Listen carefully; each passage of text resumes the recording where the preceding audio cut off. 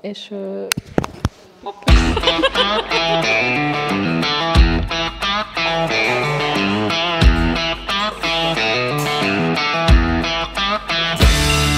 mindig a küzdősportokat szerettem. Szeretem, hogy küzdősport. Picit ilyen agresszívabb. Harciasnak kell lenni, bátornak. Tényleg megdolgoztatja az agyat. A kezemet is és a lábamat is ugyanannyira kell használni. Megizzaszt.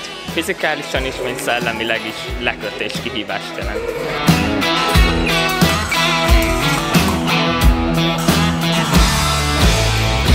Dinamikus, tudok benne gondolkozni. Külön akciókat tudok kitalálni, és azokat véghez vinni. Képességeket sajátít el az ember, mint például a koncentráció, a fegyelem meg a tisztelet, amit máshol nagyon jól tud alkalmazni.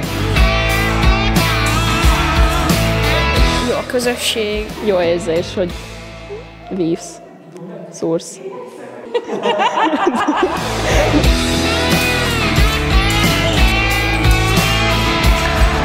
Ha itt valamit elrontok, akkor ez az én hibám. Magamért vívok.